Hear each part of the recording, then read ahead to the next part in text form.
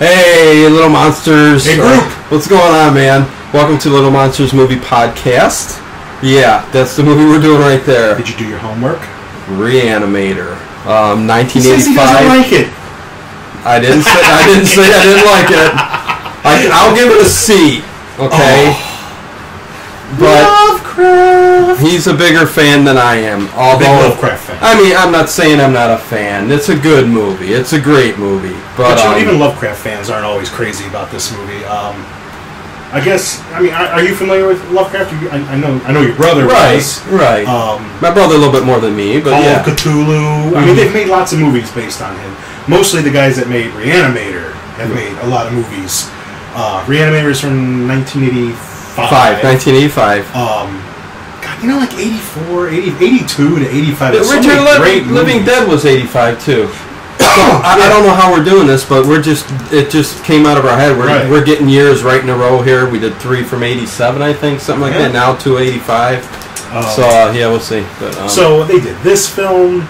They did another film called From Beyond. I don't know if you've ever seen that.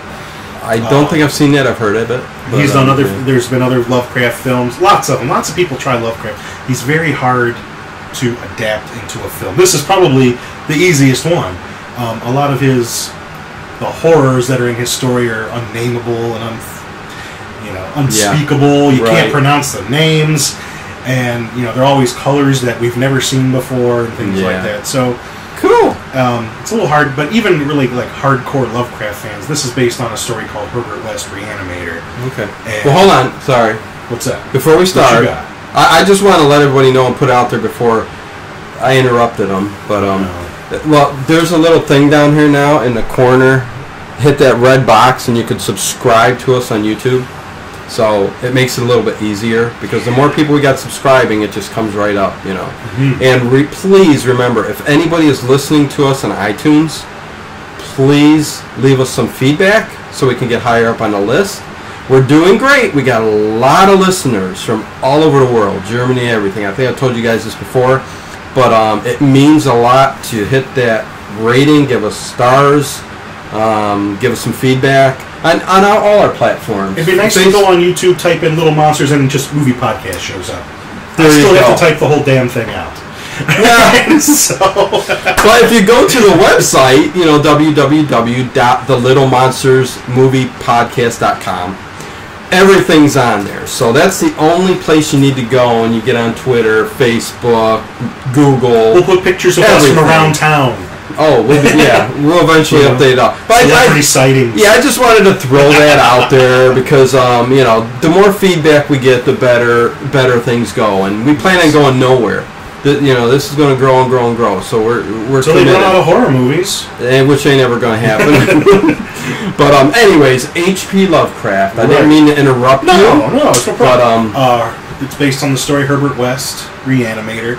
And it's told, I think in 5 or 6 parts. It was serialized in magazines. Yeah, as last week we went zombie, we're kind of reanimated corpse too here. Right, so a little bit different, which we'll get into, but... And, I think the story in the movie, I mean, in spirit, it's there. But this movie does deviate a lot. It's told from... If I remember the story correctly, I've read it a couple times. It's like, say, our character Dan Kane, who's the young resident doctor, who takes up with Herbert West. If I remember correctly, the story is kind of told from that character's perspective. It's not in the book, right? In the book, I don't think we ever get a name for him. Like this crazy doctor came and moved in with me and rented a room, which we'll get to. But the movie takes almost all the stuff that happens in the movie, the details, the plots, the subplots aren't really in the book. But the whole, the Herbert West, the reagent... The premise. Yeah, the movie is still there. A lot of the spirit is there. Okay. The black comedy kind of thing, and this is so black. And this is just one of those movies that push the boundaries. Yeah, it's different. What you could put on a movie screen. There's a handful of movies like that. There's Night of the Living Dead, maybe Dawn of the Dead. Yeah. Maybe Exorcist, especially if you're religious. Exorcist was pretty freaky. Just movies that have, and then we got into the torture porn thing later on, and just you know, the boundaries of exploitation and all that kind of stuff came. Yeah. So it seems like when they were making this movie, it was just like more. You know, less is not more, more is more. Right. So yeah. That's it. But I mean, I remember this movie. I didn't see it in the theater. I was too young. I don't think they would have let me in. But this movie's got some gore to it. Mm-hmm. I mean, without a doubt, you know, not for the kids. Not for the kids. My daughter kept asking me if she could watch the movie. No. Like, honey, you'd have to cover your eyes for 2/3 of the movie. Right, and I didn't know which was because this is actually I did see it many years ago, but it was so long ago I didn't. Oh, really? I didn't remember most of even the scenes that were coming up in the movie. I've had this movie on VHS. I had it on DVD a couple times on DVD, Blu-ray. Whatever format there is, I'm buying this movie. It's just one of the movies I'm buying. And Ted just comes home from a long day at work, presses play, and Re-animator. Goes all day, night long. I remember the first time I saw it was a fella down the street used to, back in the 80s, he had 2 VCRs that he could make copies. All right, he would dub copy. It was amazing back then, and that's where I first saw it. I had a dubbed copy. Okay. And I would rent it later. So as a young gentleman, you all right? Yeah. So as a young gentleman, that's why Ted always needs a drink. Just to let you know. Talk so much. There's a lot of vodka in there too, but it's almost re-aged. It's a little bit. Yeah. We couldn't get nothing toxic enough color looking. I really wanted to. And we wanted a syringe, but anyways, yeah. Just going to inject him. Anyways, you went down the street to a guy's house, and your parents didn't care? It's just neighbor. No, he would lend us tapes. Times have changed. My mom is friends with his mom, and I'm joking. I remember he did a cool thing where he edited Halloween and Halloween 2 together and cut out all the credits and stuff, just like it was one big movie. I remember that. For the long time, I thought it was like a big 3-hour movie. Kind of cool to have a neighbor like that, introduce you to the horror movies. Guy. I think he worked in electronics, and that's what he did for us. Cool. And then I remember renting it at the corner video store. But then there's 2 versions of this movie on videotape. There was the uncut version, which the mom and pop stores had, and then if you went someplace like Blockbuster, they actually had the R-rated cut version. Okay. And it actually had an extra scene in it. I know I'm jumping all ahead here, but it actually had an extra scene in it that I think on the DVD and Blu-ray it's in the deleted scenes because I remember it. Mm-hmm. But that was always kind of funny because I never liked to rent things at Blockbuster because they never had unrated versions. Yeah. So I would always. Ted is very picky, and he's actually turned me into that way too. Right. I kind of very picky about those films too. Heck yeah. But, you need those little tidbits. They make a difference. 85. It was directed by Stuart Gordon, who's gone on to be a big horror director. A lot of H.P. Lovecraft adaptations, starring Jeffrey Combs, who I think horror fans know Jeffrey Combs from, again, a lot of Lovecraft movies, but a lot of other movies too, and he's awesome in this movie. He's Herbert West. Herbert West, Jeffrey Combs. Right, Herbert West. Even if you've seen, he's even been in modern things too. I mean, I remember he had a good part in The Frighteners. Did you ever see The Frighteners? Yeah. Peter Jackson's movie. And then Barbara Crampton, the love interest. Doesn't look as good in this movie as she does in The Evil Clergyman, which is a little half-hour movie, but she's still very cute. Yeah, very cute. And I can't remember the fellow's name that plays Dan Kane. And there's a scene where they throw her. Oh my God! When we get to that scene, woo! We'll talk about that. Wow. Yeah. I know what you're talking about with pushing the boundaries on a few things. Yes. It's just not just gore, just things that you could put up on a screen, and they just went nuts. Oh. The movie cost about $1 million to make. It certainly made its money back. Yeah. And it's one of those cult classics. It's just it's a movie that has stuck with a lot of fans. Yeah. There's just a handful of movies like that. We've done Return of the Living Dead and The Blob. And things like that. Blob's like a cult classic, but right.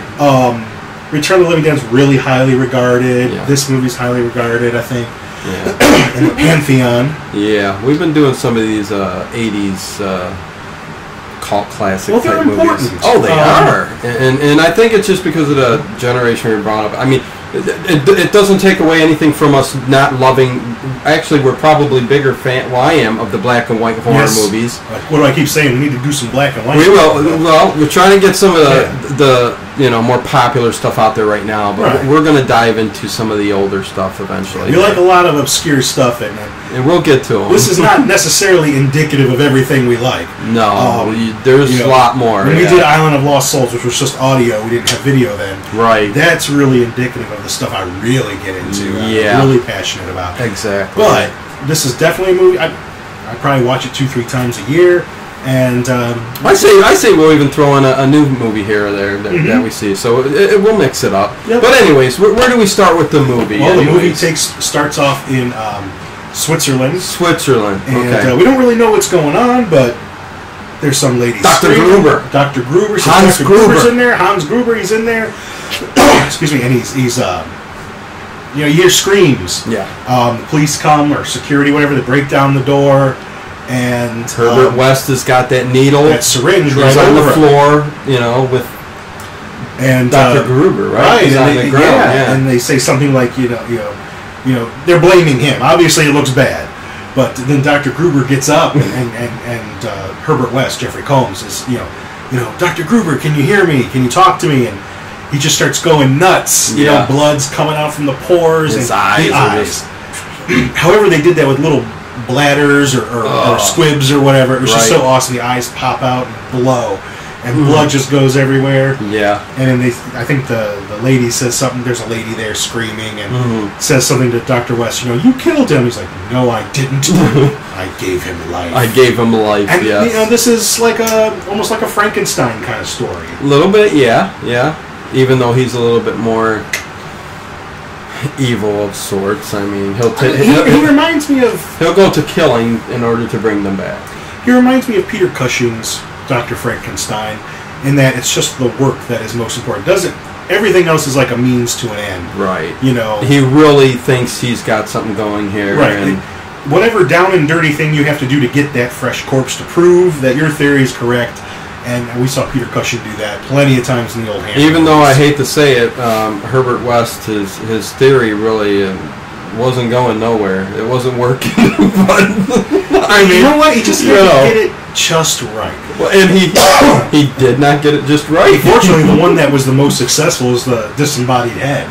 That was probably the most successful. You know what? Yeah. As far as keeping his wits and everything, Smarts which we'll get to. Yeah. So that's how the movie starts, and then it goes off into a really colorful opening credits scene with diagrams of eyes and brains, and it was like anatomically correct diagrams. Right. And then you get that little taste of that music. It's got that little theme that comes on there, and it's playful. It kind of tells me when I'm watching it not to take it too seriously. Yeah. It's like, a little clarinet playing. It's almost like a comedy thing to me. I hear you, yeah. It's got a bit of that atmosphere to it. And that's how the movie's got to be. You can't take it too seriously. Right. They're trying to be serious. I mean, this is kind of a dramatic, even though there's a couple parts in it that'll crack you up. They all play it straight. They play yeah. And that's what makes it great. The cat scene's one I will get to that just cracked me up. And then, but anyways, you know what I mean? Everybody will know that if you've seen it. Yeah. And then we go to Arkham, Massachusetts, which is a made-up city that H.P. Lovecraft, all you Arkham Asylum fans, that's H.P. Lovecraft. Yes. And he uses that city in other stories. And then it's Miskatonic University. That's... Anytime there's like a medical school or a university in an H.P. Lovecraft story, it's always this Miskatonic University. It doesn't exist. Yeah, you got to be an H.P. Lovecraft film to, so if you know that, to pick up this kind of stuff. But. It's the medical school. Yeah. And I think it starts off where there's a code situation, which ironically I was involved in today.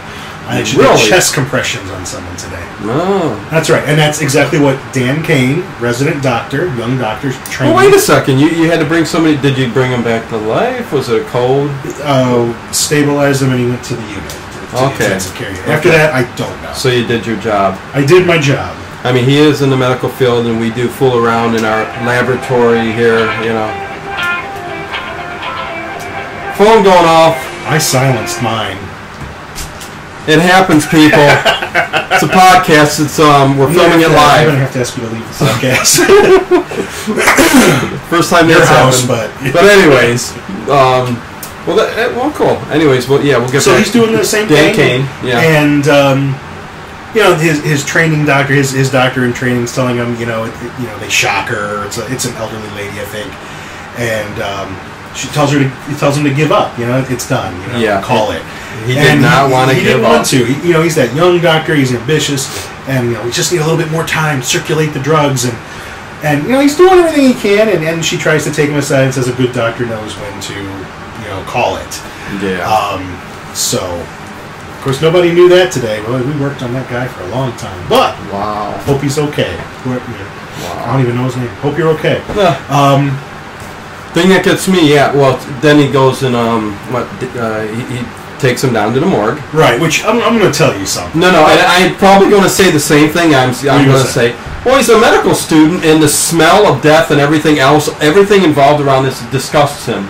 Yeah. I mean, he's like, oh my God, turning his head, going, oh, you can tell he's smelling stuff and going, oh, this stinks. Well, I work in a hospital. You'll never see a doctor pushing a body down to the morgue. Well, that too, yeah. But he is a student, so.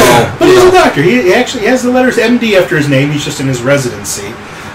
He's in medical school. He's working on his MD. He's working in a hospital.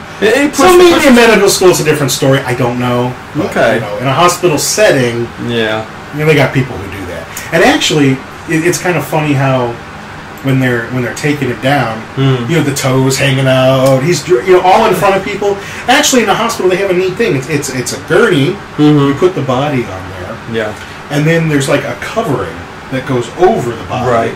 And then you put a sheet over that, so it just looks like it's a gurney that's just maybe up a little higher. The average person walking down the hallway that you're pushing this cart in front of, they don't know that you've got a body there. So, but this is the 80s. Maybe they didn't have that then. Toes sticking out was okay. Well, the stuff in the morgue, like when you just take the gurney, the table into the actual morgue room, like the cooler. Yeah, the cooler where all the dead bodies are. He pushes it in place. Says when he goes in there, oh, full house. Full house, and there's a leg sticking or a leg or arm sticking off the table. There's an arm that he moves a little. But it's all like decomposing. Oh, like it's either burned victim. I don't know, meatballs, I think. Yeah, but he goes, he pushes it aside like he's disgusted. But first of all, arms and legs aren't supposed to be hanging off the sides of these tables. Sometimes somebody's not doing their job. Yeah, he did put it back and it flipped back and it just kind of moved around it.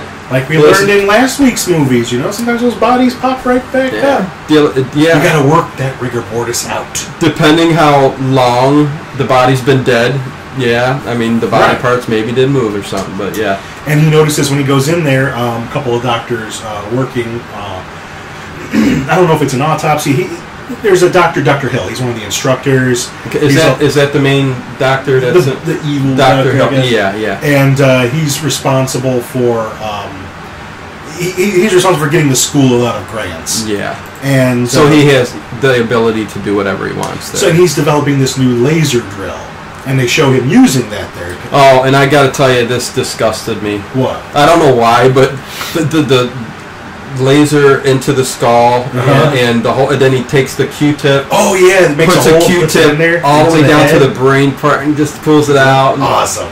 That's so good. I mean, I used to be more of the blood and gore kind of stuff, but stuff like that just gets to me, man. Now this movie. That was kind of disgusting. But that part's actually there's so much of. Well, a lot of you might love that. But I'm just saying me. That's all. But it is a cool scene. It's cartoony because the rest of all the dead victims too. You even see in the gurneys, he's done that to all of them, and they made sure to put that little indentation where it went in on every single dead body that reanimates or whatever you want to say later on. So which we'll get to. So Dan. He's kind of watching Dr. Hill for a moment, and then the dean of the medical school brings in. I can't remember his name. How do I forget his? You know how you do that? You'll watch a movie all these times and just because you've seen it 1,000 times, don't think you need to know everything. So and he introduces Dan to Herbert West, who is a new student coming over from Switzerland, and he mentions to Dr. Hill, "You'd be interested in this." He worked with Dr. Gruber. And this is where Dr. Hill and Herbert West have their first interaction. Yeah, confrontation. They don't like each other. Well, he tells him, oh, it's like, oh yes, Dr. Hill, I know your work very well, in fact. And it's like, you know, it's very derivative of Dr. Gruber. And what do you say, like in Europe, it's almost considered plagiarized. And right. He tells him his theories on brain death. Yes. And the location of the will. He goes, what, 12 seconds? He says 6 to 12 minutes.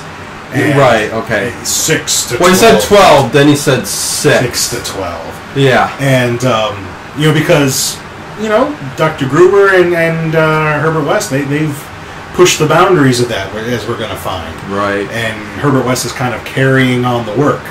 Yeah, so that's the scene where you kind of figure out that they're not going to get along together. Yeah. And Herbert and Dan are introduced. Right. Nothing big happens between them. No. But the love interest or the girlfriend's... Right, the girlfriend's going to flip to her. She is actually the daughter of the dean of the medical school who introduced Herbert West to Dan. And the scene is him posting a note. He's got like a house apartment kind of thing. He wants to share it. Yes.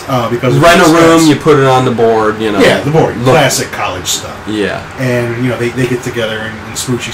Well, this is a scene that's coming up that I actually... well, because he starts kind of like mauling her a little bit. And he goes... And she says, no, and then they shoot to the scene of them in bed, and she's going, yes, love it. Oh yeah, it was classic. And then the black cat jumps on his back. Yep.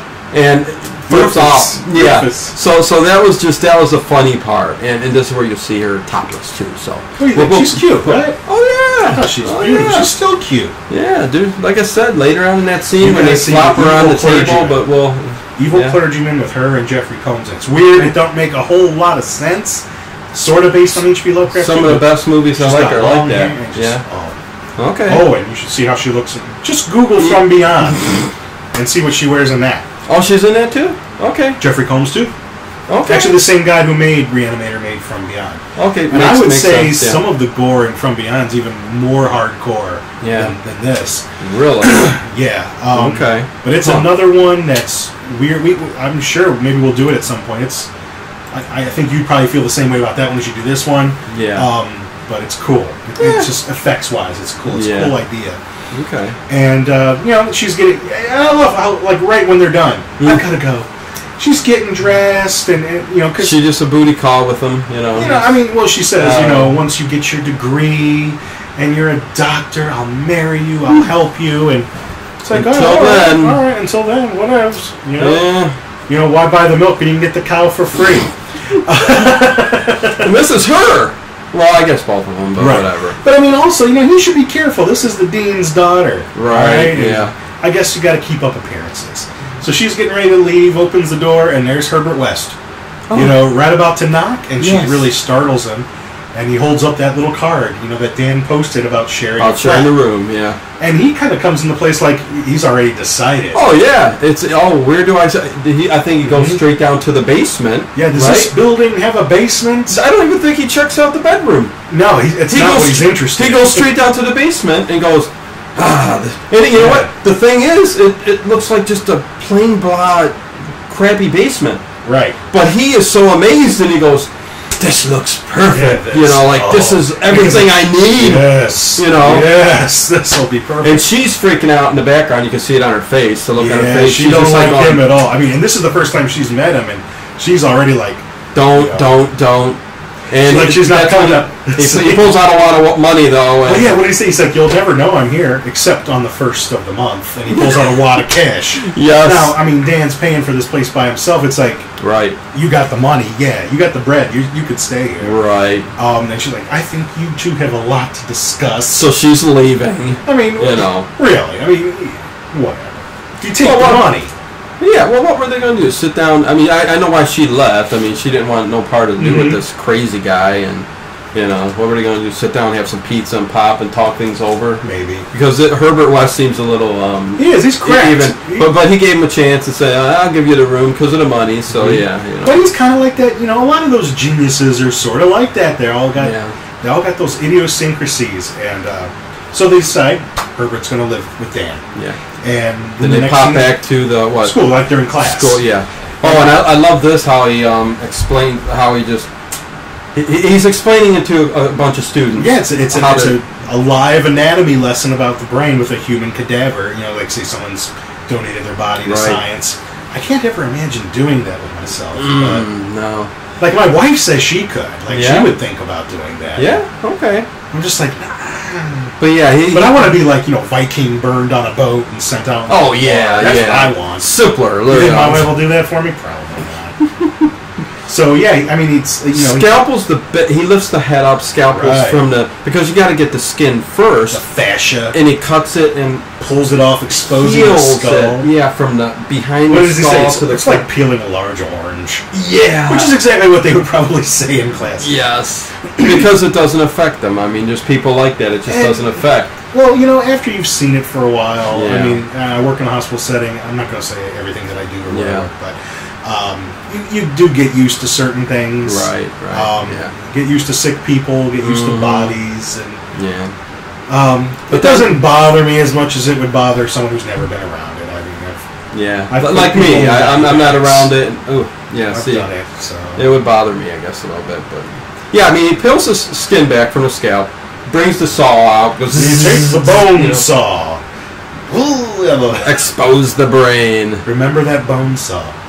Yeah, and then there it is, and he pulls out the brain, and he starts to talk about the location of the will, and that's when Herbert makes his distaste known by snapping his pencil and interrupt. That was good. He just snaps the pencil, and Dr. Hill knows. Yep, and then he starts talking about brain death occurs within 6 to 12 minutes, and he repeats it again. Looks at Herbert, 6 to 12 minutes, and then snaps his another pencil.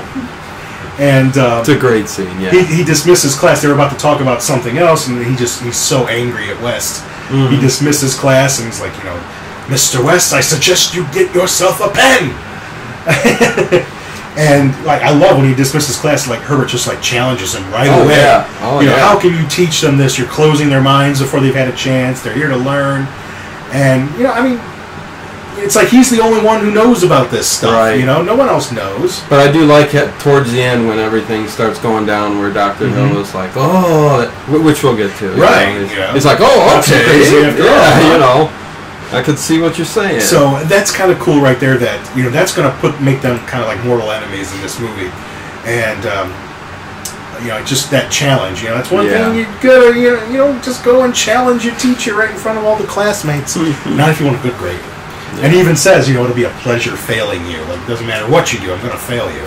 Oh, terrible. Yep. Yeah. But then we go back to, I think they're having dinner. They're having dinner, yeah. A little bit of small talk going on. Yeah, with Dr. Hill, the Dean, and Bart, or not Bart, Meg. Meg. Is that her name in the movie, Meg? Meg. I don't know. Okay, anyways, they're all sitting there talking. Yeah, they're sitting there talking. And she's going to go study with Dan. And there's actually a little bit of talk there, like you could just tell Dr. Hill, the way he's looking at her, he's got eyes for her. And we're going to find that that's a little thing later on. But I know there's even some deleted scenes of that dinner where he really says some bad things about Dan, that he's not moral enough to be a doctor and stuff like that. Oh my God! Was that in the uncut or Blu-ray or no? That was just an extra scene. The deleted. I don't want to jump too much yet. When we get to the part, I'll talk about. Okay. Because I remember renting it at Blockbuster, and it had a part in it that I never saw. And because what happened, it was because there was a point where I got 2 VCRs. Like when I was a teenager. And I was going to make a copy of a Re-animator, because back then tapes were still really expensive to buy. Oh, yeah. And the mom and pop shop by me had closed down. And so, because all these Blockbusters popped up, it was all Blockbuster. Blockbuster, and then like Hollywood Video. Yeah. When we went to Beware, it was like a mecca. Oh, my God. Beware Video, this stuff like Re-animator, that's all they had. They had a Vincent Price section. They had a Bigfoot section. Stuff you wouldn't find anywhere but there. Yeah. I mean, without a doubt. Movies that people just made. Horror movies that people made on video. Yeah, that there's just one copy of. They would actually have some of those. Yeah, we did some of those. A couple of them were very cool, very interesting. You wouldn't go there to find, Die Hard. No. You'd go there to find Mask of the Red Death that we did, a couple weeks back. Or Johnny Came Home and Died, or something, Something bizarre. Yeah, just I odd got little. A movie, I can't remember what it was called. Incubus. and it was in a language called Esperanto, which I don't believe is like a real language. No, and it had William Shatner. Really? William Shatner speaking that language. Okay. Yeah, wow. It was awesome. It was. I remember. They closed down way too soon. Yeah, we didn't get a chance to see as many movies as we really wanted. I think some guy came and maybe like bought up all the tapes, like offered them for their collection or something. Well, they had a flood. That happened there, remember? And some of their stuff got ruined, and they just ended up leaving the place. But anyways, we're getting away from the movie, and but then I rented it from Blockbuster. There's this part I never saw before, so but we'll get to it. So they're studying at Dan's place, and Dan ain't study is no, he wants to get it on, and she's actually got a book, and she's like she's just uncomfortable. Dan, no, stop it. Because Herbert West is there now, and he's not in the house at that time. Right, but he's just his presence. Whatever. Right. It's lots of little things. That's what women like to say. Oh, and I love that. I love that they just can't find the cat. They're like, "Where's Rufus? Usually he's out here bothering us and stuff." And that's when she goes off looking for Rufus. They both do. Right. And she ventures to Herbert West's room. He's got like a little college refrigerator. Yeah, she opens it up. She goes already kind of like half opened. Was it? Okay. Yeah, it was like half open, and she noticed the neon green, which we'll come to know. And the door opens a little bit more, and there's a horribly dead cat laying right there. It's Rufus. And she screams. Dan comes in, and then there's Herbert. I thought I was renting a private room, and I love his excuse for we know darn well what he did with that cat. That excuse was awesome. He got in the garbage and put his head in a can and or a jar. Yeah, got his head stuck in a jar and suffocated. You got to be kidding me. What did he say? I didn't want you to find him like that. I know you're fond of him. I didn't want him smelling up the place. Yeah, I wanted to give you a little bit of time before I called or left a note. What would a note say, Dan? Cat's dead. Details to follow. Yeah. Oh my God. And then they show, what's this bottle? You're like, that's none of your business. Yeah. And I mean, he's always got something. He's like, just as it's none of my business what you two are doing. He's like, I'd hate to see someone, bright like yourself, be kicked out of school on moral grounds. Right. Oh, and this is all Herbert's plan. Yeah. Because when they were introduced, he's introduced to Dan as one of the brightest students at Miskatonic. And I think he knows he needs some assistance with his. I'll tell you, this Dan don't come across as one of the brightest students, but whatever. No. Maybe their standards are low at this college. I mean, we didn't see how the other doctors do. Maybe like I know. Like in Scrubs, we were like that one guy that all his patients died, and then he ended up working in the morgue. Oh man, Doug. His name was Doug in Scrubs. I think. Yeah. One of your favorite shows, I remember you saying at the time. Yeah, Scrubs is.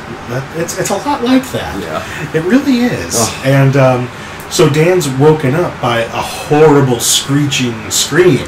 Yeah, sound. And he grabs his baseball bat, throws a shirt on, and tries to get in Herbert's room, which is locked. And then I think he hears again. He's coming from the basement. He's coming from the basement, and that's where he goes. And this is a great scene that we're going to come up to. This is one of the best parts of the movie. It is one of the best parts of the movie. Yeah. Oh my God. He gets down there, and Herbert's got the cat on his back, and it's just... He's flailing around. It's blatantly fake. Yeah, with a fake cat on his back. It looks like a Saturday Night Live skit. Yeah. Okay?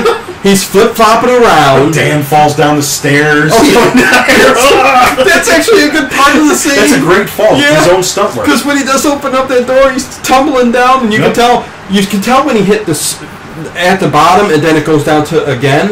You can tell he would have stopped there, but I think the director made him keep going. Yeah, so you could see him actually make himself go farther. So it was like kind of a really, not a goof, but you could tell what was happening. It was kind of funny. And he's like, "Dad, get it off me!" Oh, and they're fighting to get the cat off. Yeah. And he throws it off, and you can't see where the cat went, but Herbert's got the croquet mallet, and Dan's got the and in the meantime the lights are going back and forth, and it's just giving that lockers pushing out and stuff's pushing out. It's just giving that real eerie sense that it's disorienting. Yeah, how they're kind of disoriented trying to find the cat. It's kind of making you feel that way, and then it kind of turns up, and it comes out. I just remember Dan taking the thing and throwing it against the wall, and a big bloody pulpy blob. Yeah, like a part of a brain is like you know, just sitting there and it's crawls down like those little gelatin figures. Yeah. Oh. I love it. I just love the cat on the wall part. Oh. Kind of remind me of Boondock Saints when they shoot the cat by accident. I don't know if you remember that part. What's the cat reminds me of something too. Like, was it on a Conan O'Brien that a cat, like... I didn't watch Conan O'Brien. It's like almost like... There's a scene after they throw it against the wall and stuff like where it comes up real close up to the camera. Right. And I mean, it's just like a puppet. Like, right. You know, it's just going... Right up to the... Mm-hmm. You know, well, don't you even love how when the cat's dead, I mean, Herbert's like, you know, look out! And the cat's like, and he starts laughing. Like, yeah, he thought it was a joke. Yeah. That's his psychotic side that's coming out of it. Right. And because he says, look out! And he starts laughing, and then Paul's just like moving just a little bit. Right. And Dan's like, oh, you know. And so Rufus is dead for what we will find the second time. Yeah. And this is kind of like where everything is laid out, like what Herbert is doing. Mm-hmm. They're sitting there in the basement at the table, and Rufus is discussing what's going, you know, what he's been doing. Right, and Herbert's explaining, you know, I have broken the 6 to 12 minute barrier. I've conquered death. Mm-hmm. I want you to help me. We can.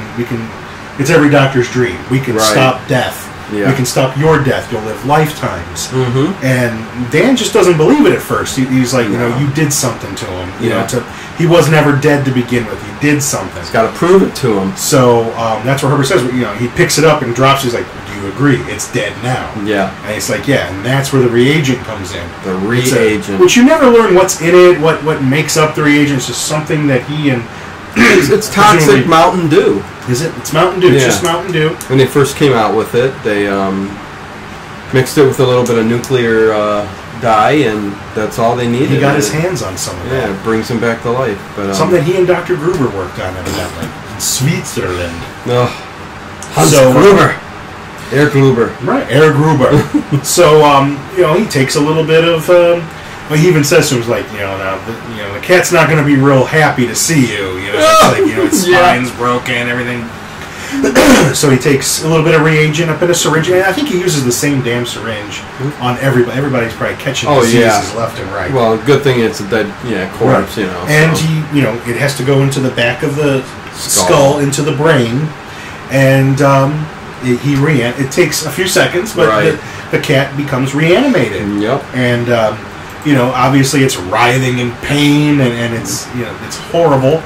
And then I think guts are out on the table. It's just a disgusting scene. But you know, Dan's a believer now. It's like, you know, I mean, it brought it back that to it's life. alive. Yeah. And I think Meg shows up. Freaks out. She happens to show up right then and there. Yes. And sees that Rufus is still alive. And I'm telling you, I love the cat. Like, it turned its head towards her too. Yeah. Like it. Oh, this cat. That's the poor Rufus. One of the great scenes of the movie. Yeah. Oh. But then the next scene is where Dan is going to bring these findings to the dean. Yeah. And tell him, you know, I've seen it. Herbert West has conquered death. He's, you know, achieved reanimation, I think is what he actually says. And tells him he's crazy, don't he? Right. And once you know, I mean, first of all, the dean's not too crazy about this. He says, you know, if any, Dr. Hill doesn't like Herbert, so now kind of like the dean doesn't like Herbert. Right. And Dr. Hill's been putting a bug in the dean's ear about that, you know, after he's taken up with, you know, Herbert West. And so basically, in a nutshell, the dean right then and there rescinds his student loan. He won't be able to go to school. Ugh. And so he's got nothing to lose now. He says, you know, if any of our school equipment was involved in this, you know, I'm going to press criminal charges. Right. And he doesn't even want to talk to Herbert. He's like, if you see him, just tell him he doesn't go to this school anymore. And so that's the beginning of. Oh, and he mentions that Meg saw the cat, and he's like, you know, you got her involved in this, and I think that was the last straw right there. So there it is. I agree with him. You know, hey, you two are out. Well, it is an unsanctioned experiment. I mean, he shouldn't have gone right to the dean. He should not have done that. Yeah. I would have asked him to show me. If I was the dean, I would have said, hey, these experiments are nowhere near perfect yet. Right. See, every time he's bringing someone back, it's like they're a maniacal lunatic, or they you know. Because he still hasn't got the right dosage down. Right, figuring out, you know. And the thing is, the longer someone or something is dead, the more, the brain tissue dies, and you're not going to come back the same as you were. Right. So he tells that, we need fresh specimens. Mm-hmm. You work in the morgue. Yep. You're the guy that can help me find a fresh specimen. So they sneak down there. We find out that Dan's not even supposed to be working. Like, he was told to be taken off the schedule. He's got a body on the gurney. And I love the security guard. Oh. I forgot his name, but he's down there smoking, looking at Boudoir magazine. Typical security guard. And I love how he says, "I don't know why they put a lock on that door. Nobody wants in, and nobody coming out. The body's in there, man." Yeah. But he's like, he's got a toe tag body. He's taken down there, and it turns out it's Herbert. Right. Herbert under there, and they're going to look at these bodies for something fresh. So they're looking at all the bodies and, burn victim or whatever. Yeah. Malpractice. Can't touch that one. Surprised he's getting up the guts to work with him to, Well, like you said, nothing to nothing lose. To lose, I mean, right. I guess once you've seen it, yeah. You've seen what can happen. Different mindset. I mean, maybe he's right. Maybe there's a way that we can do this, and if you can catch somebody at that moment of death and get them with that reagent, the right dosage, you could potentially keep living. Right, because it does very little damage. Because it does go back to the beginning where he was sympathetic towards the person. He didn't want to give up on that person dying on the table. Right. So there's a little bit of sympathy there for the dead from Dan. So I mean, God, if we could conquer death, how awesome! Oh my God, we're getting close, Ted. Yeah, look at these old people I take care of. So they find a young adult male. Mm-hmm. No physical damage. Yeah. It's a John Doe. Nobody's going to miss it. Mm-hmm. And they don't really, as far as they know, it's just heart failure. Otherwise, perfectly healthy specimen. Mm-hmm. They inject some reagent back of the skull. Yep. And what we also know is in between these scenes, the Dean and Meg show up at the hospital because, she's trying to talk him out of, being mean to him. Don't yell at him. It wasn't his fault. And he's mad at some of the other docs up there. The woman doctor, that's actually Stuart Gordon's wife. No. She always plays like a doctor. Yeah. And From Beyond, she plays a doctor too. And I specifically told Dr. So-and-so that Dan Kane wasn't supposed to be on the schedule today, but this doctor's in surgery, so she didn't know. Right. So he's going to go march down to the morgue. They're overhead paging him, and so they realize, they're recording their experiment on a tape recorder, and the first batch of reagent didn't work, so he increases the dose. Herbert does. And they realize they don't have a lot of time. People, security and whatnot are going to be coming down here. Yeah, they're going to, the body awakes. Yeah, and it starts flipping out. Right. Yeah. And I do kind of like how we had in Return of the Living Dead last week. The back is all bruised and purpley. I mean, there's attention to detail there, like the blood settling. The makeup, and so it is pretty good. Some really cool stuff with that. Well, basically a big naked guy running around throwing these guys against the wall and stuff like that. It's always like blood coming out of the mouth. Like, you can tell they're just in pain. And he's not. I mean, he's responding when they say things to him, but like Dan says there, he responds like an animal would. He's not.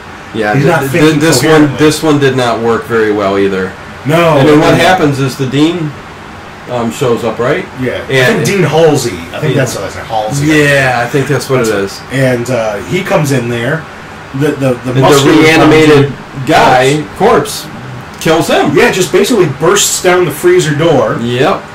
On top of Dean Halsey, and just smashes, and you just hear skull crack, and then picks him up. Yep. And he's trying to hold him back, bites his finger off, and he's just picking him up and throwing him against the wall. Oh my God, yeah. And I love Dan's trying to help. Whack, gets knocked out. Sick bloody scene.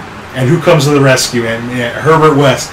He smashes open a cabinet and he's like, Dan, move out of the way. Bone saw. Yes. And just right through the chest, through the heart. Oh, man. And it's awesome. But basically, Dean Halsey is dead. Yeah. And what's the first thing Herbert thinks? It's like, apart from killing somebody ourselves, this is the freshest we're going to get. Right. So come on, help me get him up on the immediately, let's reanimate. So, yeah. And he even gets kind of goofy. Like, he's like, he probably just wasn't fresh enough.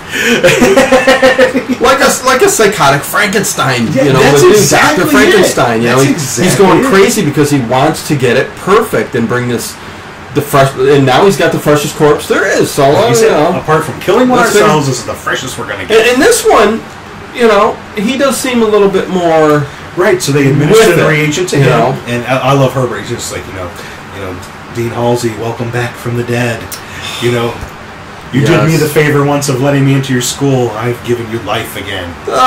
And thank you very much. Right. And this one is a little better, but you know, he has sustained brain damage from the fractured skull. Right. They bring him back, and you know, they're kind of starting to master the dosage to bring back a human body.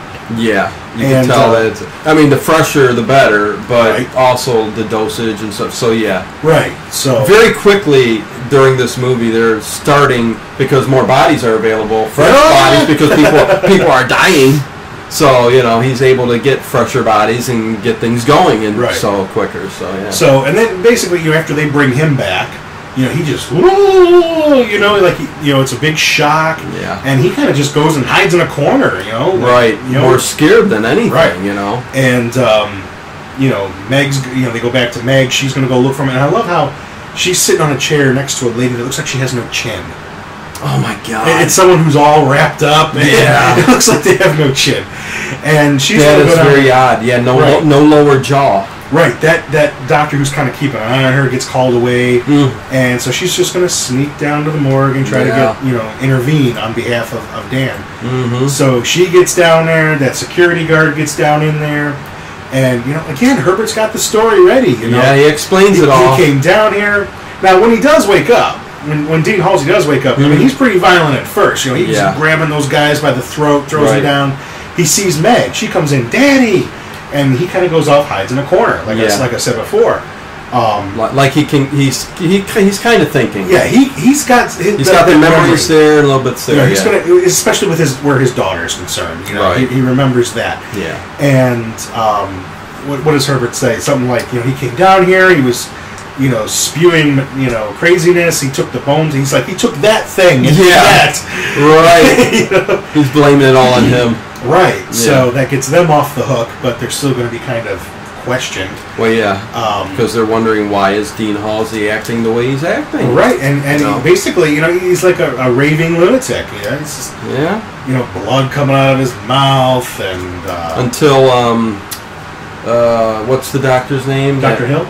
Yeah, he does a lobotomy, like kind of on him, right? I mean, well, pretty much. I love how Dr. Hill's office has its own padded room.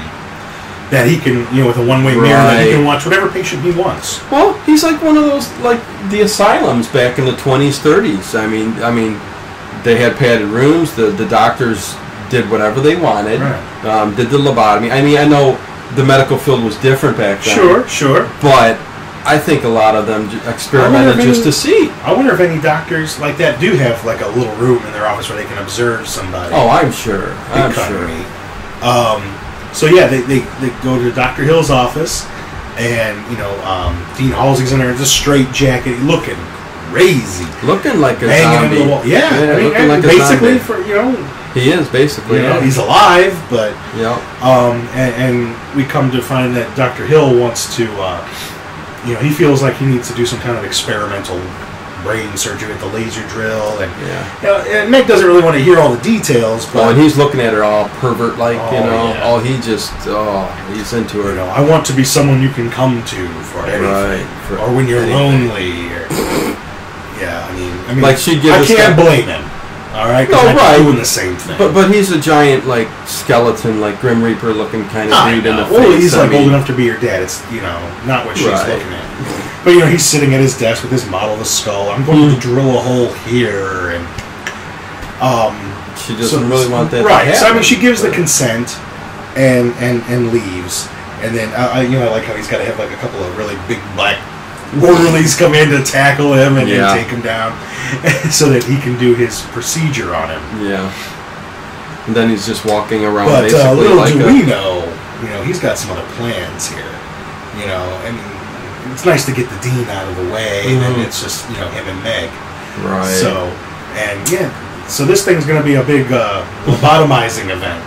So, and we find that's what Dr. Hill pretty much likes to do. He likes to lobotomize. That's what those doctors like to do. Anybody who is crazy, right? Let's just stick that. Let's just lobotomize, right? You know. But so, Meg confronts Dan. He's like waiting for her at her house, and when she comes in there, I mean, she's ticked. You know, she doesn't. He tells her the truth. He tells her what happened, and she almost can't believe it. You know, I hate you. Yeah. You know, they're done.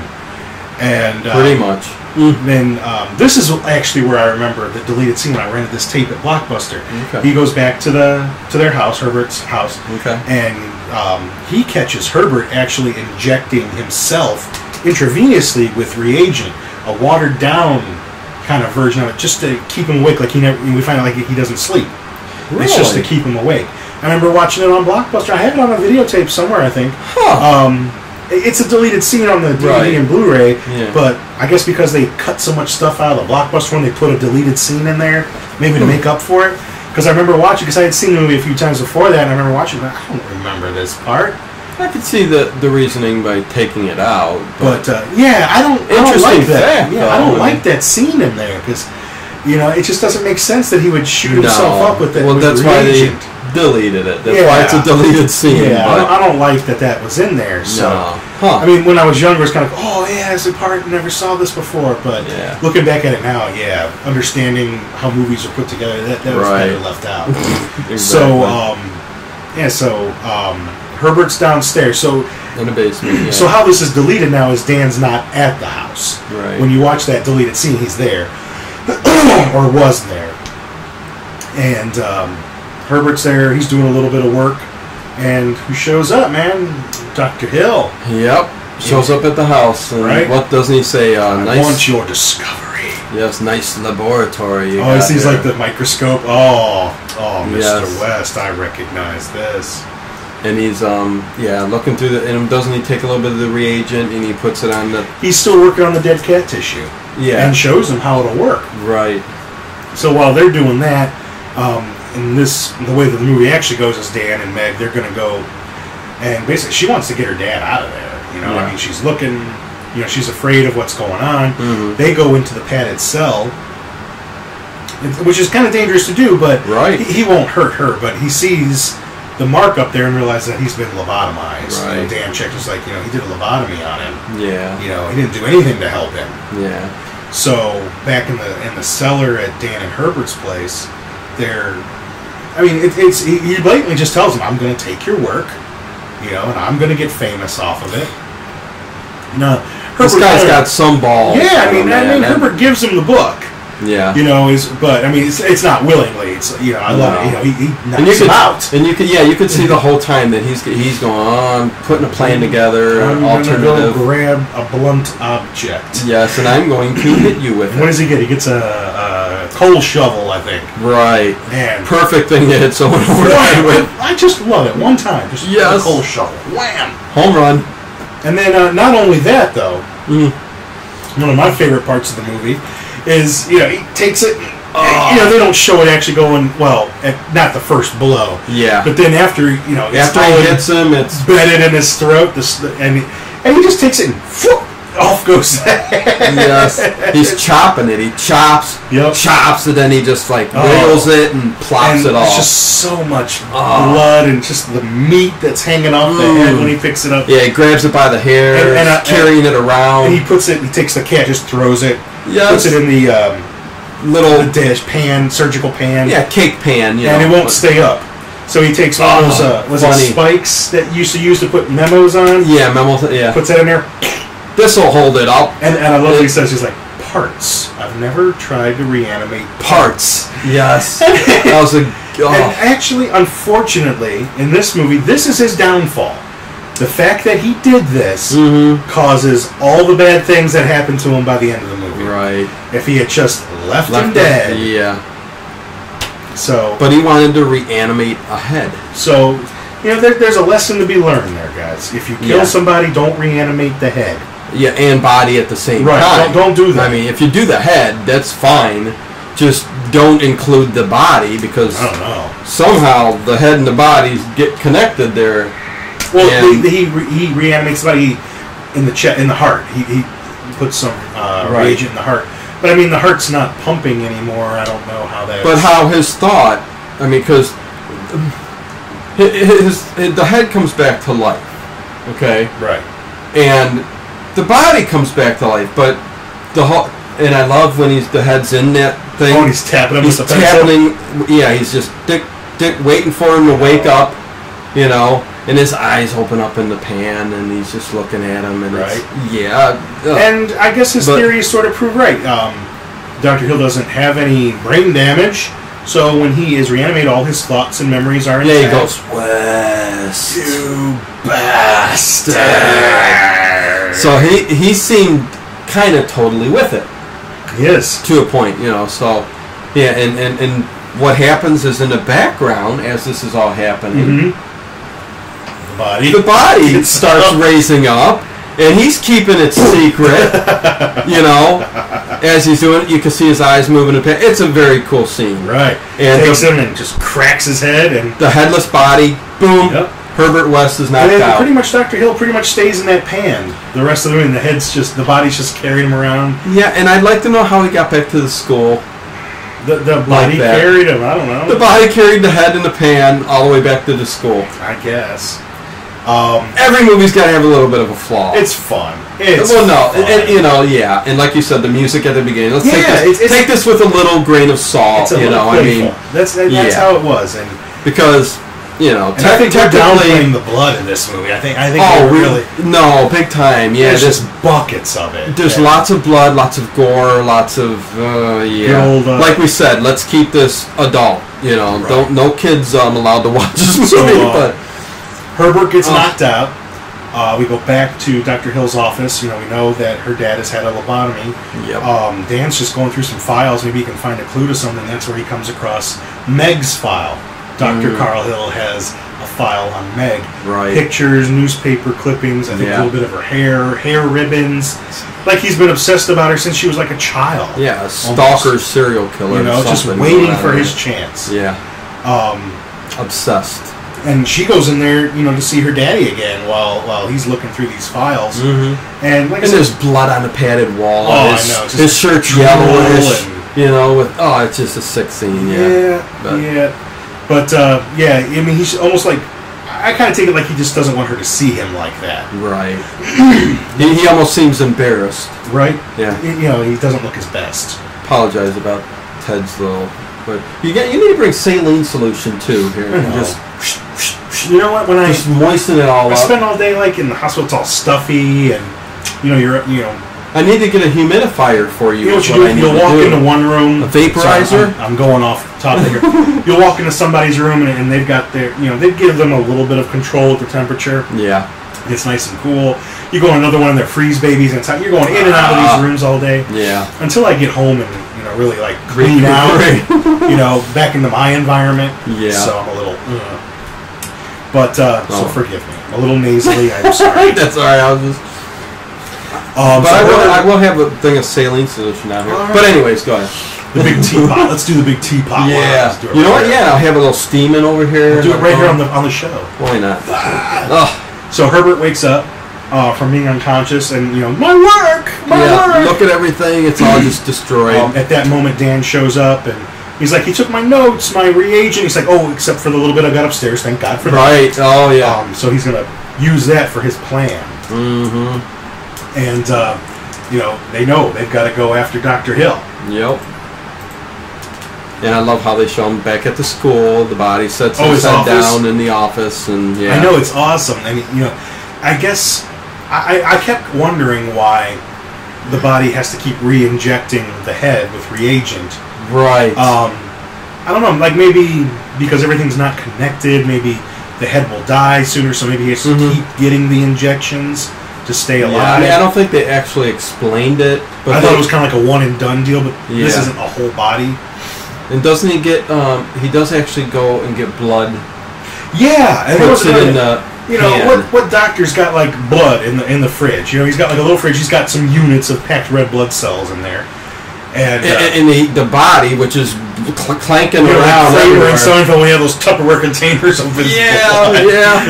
And he's just squirting it in there. And the heads, he's acting like, oh my god, this is ecstasy. He's doing that. Yeah, he's making noise like he's just an ecstasy, man. Like, you don't have a circulatory system, right? Nothing. Somehow it's soaking up, though. And it's just a pool of blood. You're sitting and it's going to congeal and. Once again, lots of blood. All right.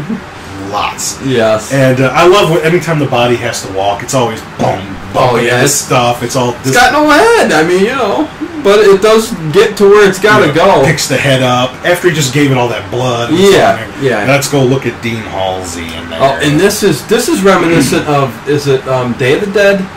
When the glass window, when they got the one captured behind Bub? Yeah, Bub. Mm-hmm. Because he comes close to the glass, and they're both kind of like looking at each other. Yeah. I mean, kind of reminiscent to me, I guess. But and you got it.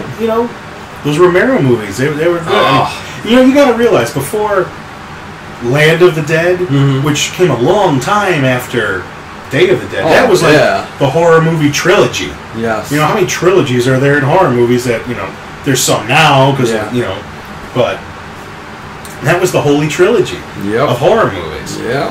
So, without a doubt. Oh. But I love the next scene, too, where... back at the morgue. Oh. Because Dr. Hill's got a plan. He's got something. Oh, yeah. He dresses up like a doctor with that fake head on top of the body. A fake head. It's like taped on with the surgical mask and everything. I don't know how the security guard didn't look at it. Well, because he's busy looking at a Boudoir magazine. Yeah, he's looking at it, so he's going, man, let's go, little chocolate. Yeah. And he's like, you going to be in there if I'm going to the bathroom. Yeah. And he takes his magazine with him. And he's got some free time. The head is in the briefcase. Like he's carrying like a duffel bag, bowling bag kind of thing. And the head's in there. And I love the body. It's just opening it up. The body's getting to where it's got to go. Hey. I don't know how that connection. Yeah, I don't know, but that's the part that this is not in the book. So no. but it works for the movie. I mean, it makes it fun. It's horror, so it makes it what it needs to be. But he pulls the head out back into the pan, and what we're going to find out is that he's going to create like an army of reanimated corpses. Yes. And somewhere along the way, he's injected them all. Mm-hmm. But they never show that in the movie. Right, but meanwhile he had Halsey, right? Dean Halsey, who was in the padded room, go to get his daughter, right, and bring her back to him. Right, he wants that, and this is that's a scene awesome. Too, man. I don't know if there's anything else you wanted to say. No. Let's just get to the good part there. So. Dan and Meg. Yeah, they're kind of making up a little bit. Right. They realize what's going on, and her dad just kind of crashes in. He gets hold of her. Yeah. And brings her back to Hill. And I love when she's laying on the table. He throws her up on the surgical table. The pan is there, full of blood with the head. And what happens, Ted? This is her father. And just rips her clothes right off. Oh. And she's beautiful. She's unconscious. Forget about the horror movie. You just got a beautiful naked lady. I've seen most of this lady's movies. I think she's very pretty. Yeah, she's got some C pluses, maybe a D. Not even that. But I mean, I don't know. It's not even that. She's just got a pretty face. But she's sprawled out, and you can tell she's a kind of a ginger, kind of something. It's blonde down there too. I'm just letting you know. What he's looking at. Just letting you know. I'm looking like a pretty eyes. Well, she's sprawled out. Did you see Hill's face the whole time? He's just like, he's got an almighty plan, and his dream has come true. Right. He cares nothing that his head's off. Yeah. Then what's he going to accomplish? Right. He doesn't care about none of that. He just wants to get to her, and he ties her down. Yes, and the body is just molesting the poor girl. It's just the hand. I mean, the body comes over. This poor actress had to lay there, and some guy's hands just. And That's not You got to even get your start somehow. That's not even the sickest part. No. The body picks up the head in the pan, brings it out, brings it to Meg's face, and she's trying to push it away, and he's just, his tongue's coming out, licking her cheek. Oh. It goes down as she's pushing away, licking her breast and stuff like that. Yeah. I'm trying to stay rated, PG here. He's just schmomicking all over, going down. And he works his way down to her private area. Yeah. Which is just so disturbing in itself, this headless... and they're showing it just going close to it. Right. And I think that's when because Herbert went after Dan, found him kind of unconscious, got him up. Yes. And they make their way back to the school. And I love it. Right at that pivotal moment when he's going to dive in. Yeah. When the head is going to kind of dive in. And he's just like, he catches him, Dr. Hill. All this for a little co-ed. Right. You're not even a second-rate doctor. Exactly. I mean, this is what he's doing with the reagent. I mean, like I said, he doesn't care about his head, nothing. This is all he wants to do. And how much enjoyment he's getting out of it being headless and the body, how much is he feeling, really? He's not. I don't know. Weird. But, then this is where chaos breaks. All hell breaks loose. Because the body's... Yeah, he'll say, I'm glad you're here because it saves me the trouble to have to send for you. Mm-hmm. And, Herbert's like, I have a plan. And Dr. Hill's like, yeah, so have I. Mm-hmm. And what we've found is that from him lobotomizing all these bodies that we didn't see him do, but with that laser drill, he has, basically, he can affect mind control on them from that.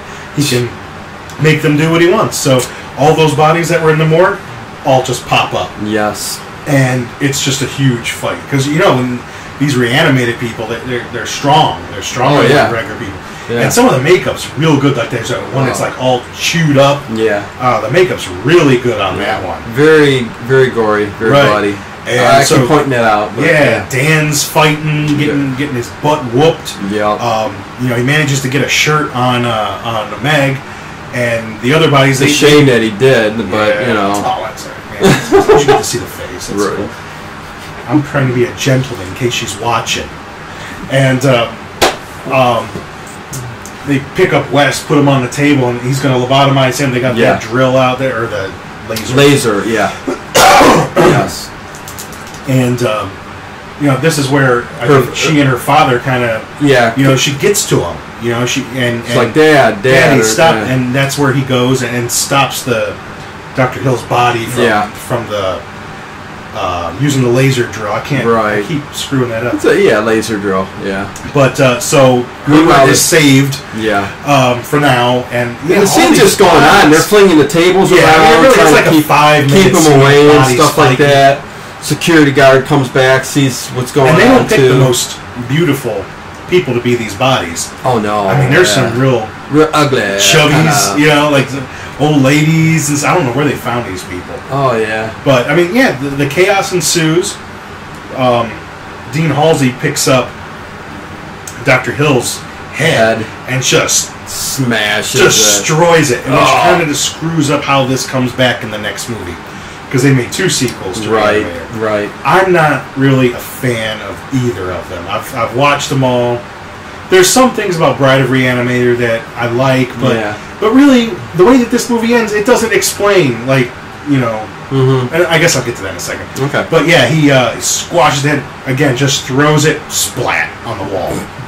And then Herbert's got his plan, he pulls out 2 syringes full, and it's like, overdose! And just, right into Hill's body, and I think the idea is, get him first. Yeah. And Dean Halsey, I love the security guard. He's kind of watching us go, oh my God! Oh, yeah. And just watching. Yeah, he's taking off. So, he overdoses Hill's body, and then, I don't know how this happens, but all these intestines start bursting out of his torso, wrapping around.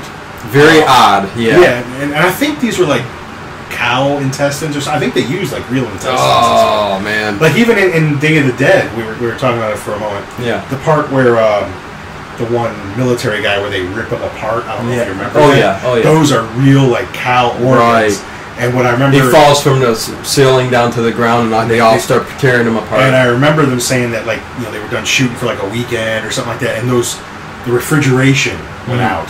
Oh, and they didn't have time to get more parts, so those were all stinky, smelly parts. This is Day of the Dead, and when they pulled that apart, it was just like... Oh, my God. I guess you just don't realize sometimes what some of these actors have to go through. Man. But, so yeah, the intestines are grabbing Herbert. They end up, like, pulling him into the wall. Yeah. Must have been the overdose of reagent. I mean, I don't know, but yeah. And the other reanimated bodies come after the Dean Halsey, and you don't see it real clearly. It's kind of like in the shadows. They just tear him limb from limb. Yes. Herbert's last thing that he's able to do is take his bag with his notes and reagent and throw it at Dan because he knows, he's not going to make it. Right. So Dan and he wants his work to live on. Dan and Meg make their way to the elevator, but there's still one naked guy jumping all over him. Yeah, one naked naked guy getting all over him. And as they're trying to get in the elevator, his hand, grabs Meg, and it's not letting go. Right. And he can't get it loose, so he ends up, grabs an axe, fighting axe. Yes. And chops the hand off. Mm-hmm. Oh. And she's dead. She's got no vital signs. She's gone. Right. And we pretty much, the whole hospital is like in chaos because of all the electrical explosions down in the basement. So everyone's running around. Yes. No one's paying attention. He lays her on a hospital bed. Kind of ends the way it begins in a way. Yeah. Because she's on the table. He's trying to bring her back to life, which he couldn't do. And then he gets the idea. Yeah. And I love how he takes the reagent, draws it up, puts it in the neck, and then the screen goes dark. Yeah. Except for the syringe, and you see the green syringe, and you just see it go. Yes. And it's in there, and I think you just hear it scream. Yep. And that's it. And it's over. That's it. And it's over. Yep. And that's the end of Re-animator. Herbert West taken away, Dean Halsey torn to pieces. But see, then you get like Bride of Re-animator, and when that movie starts, he and Dan are like in South America somewhere, continuing their work. It doesn't explain how he got, back from that. Barbara Crampton's not in it, and there's some cool things in it, but I don't really care for it. I'd rather just... I've never seen the sequels. So. And Beyond Re-animator's nothing to watch anyway. Again, the only thing to watch him for is Jeffrey Combs. Just that, I don't want to say overacting, but the way he plays this character, I mean, his enunciations and stuff are really great. But So why you give it a C, I guess? I don't know. I guess it was just... I don't know. I thought it was a little bit more... don't get me wrong. There were some great scenes and great action scenes and stuff in there, but maybe a little more drawn out in areas than others. More I'm not saying dramatic, but just there were more lengthy dramatic pauses between the action scenes. That's about it. Like I said, I mean... A+. C+. See, that's why we do this. We're like Ebert and Roper. Still an Ebert because we're older. And I know you like these kind of movies. So I mean, whereas this is about as gory as I like to get. I like this. It's blatantly fake, but it's fun. Right. And I think there's might be a little bit of the gory, bloody part that kind of throws me off a bit too. It's funny when it needs to be funny. It's gory when it needs to be gory. The A+ cat scene. Oh yeah. A+ the whole chopping off of the guy's head, putting it in the pan. That is I mean, you can't get better than that. Good casting. I mean, it's a low budget movie, right? And I guess it just goes to show for less than $1 million, here's what you make. Yep. And if you get lucky and all the pieces come together, you get something really. You get a good soup. Yes. And it's not for everybody. I'm a big Lovecraft fan, and I know some Lovecraft fans don't like these. I'm still waiting for like an ultimate adaptation of one of his stories that's really good. Yeah. There's a handful. It'd be nice to have a newer version of some of his stories come to life. I mean, this one's very modernized. I mean, when they did the writing process, they modernized it. So it's like, the essence is kind of there of what the story's about. I don't know if H.P. Lovecraft would have liked this version of his story. I would say if we've always talked about sequels, I mean remakes, just not being as good as the original. But this might be one I'd I think I would like them to remake. And like I said, I don't consider it so much a remake when it's based on something that's written. So it's just another do a whole new take on it. Another version. Just like you got, Let the Right One In and Let Me In. Yes. I like them both. It's hard to pick one because they both have things about them that are so cool. Right. But they're both based on the same book, and you can always go back to the book, which is ultimately better and has a lot more detail in it. So which is with a lot of books because your imagination can wrap itself around that story and make it work in your head. Right, but I always point that out, like when people talk about remakes. If it's a remake of something that was an original movie, say like Nightmare on Elm Street. Yeah. There was no reason to mess with that. That movie was just good, fine the way it was. Yeah. But then we mentioned something like Let the Right One In or something. There's things about each of those that I like individually to those movies. That, I wish I could pick and choose, put them both together, and make one really cool movie that I really like because there's details in each one that isn't in the other. And, well, that's what happens with the book. If you read the book and you see two different versions of the same movie, it may you get your own take on it. I guess originally when they did this movie, they were kind of hoping to do maybe. It was a little bit too strong for PBS, but I guess some channels were looking for hour-long serial show horror. Okay. And this was originally going to be a 5-part story, and it was going to be a little bit more closely based on the original story. And I guess that's the only thing you could really do. Go back to the original story and just make it gothic and misty like an old Hammer movie, and do it like that. But Lovecraft's very difficult to adapt. The H.P. Lovecraft Historical Society, they do some short films. They've done. Excuse me. This guy's a mess today. I know. They've done a silent movie version of The Call of Cthulhu, which is really cool. It's got a stop motion creature at the end. You told me about that stuff. I haven't been able to get to watch it. It's only an hour long too. It's fantastic. And they did one of the Whisper in the Darkness, which is, and they stay pretty true to what it's about. So you can't go wrong with anything that they put out. But this is just a movie I really like. I've always liked it. Cool. One of my favorite horror movies, and I don't know what we're going to touch on next week. We kind of had it mapped out to here, and after today, I don't know what we're going to do yet. So I have an idea. I'll tell you. All right.